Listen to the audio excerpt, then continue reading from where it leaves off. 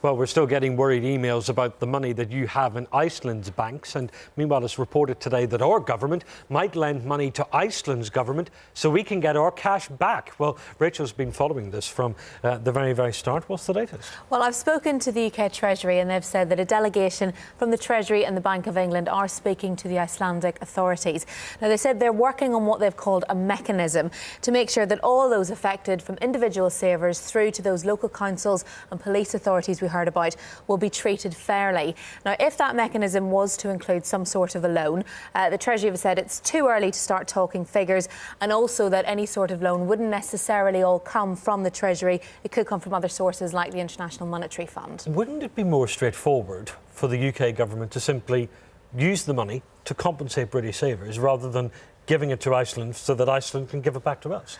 It might sound more straightforward, but if you think about it, if we were to take a pot of money from the UK coffers and give it to UK savers, then that money's gone. But if that money is given, say, to the Icelandic government, they give it to savers, that's not a handout to the Icelandic government, that would be a loan. They would have to pay it back to the UK government eventually. So it's a more roundabout way of doing it, but would be better for UK taxpayers in the long term. All right, down to brass tacks. What does this mean for savers whose money is still there? Well, for people like those local councils and police authorities, until these details of this mechanism are finalised, we don't know what it means for them.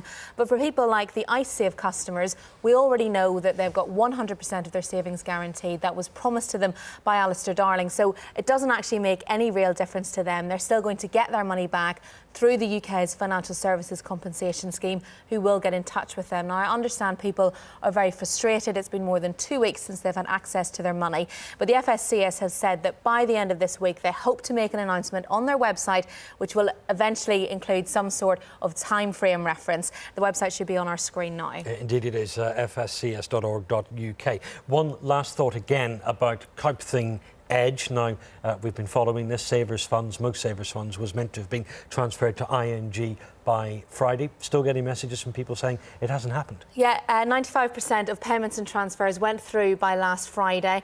They've now said that 100% will be through by this Friday, which is really good news for people, because a lot of people have been in touch very worried and concerned about where their money is. They're saying all payments will be released by tomorrow, should be through in the banks by Friday. And we've just had an email from one of our viewers who we actually featured on our programme last week.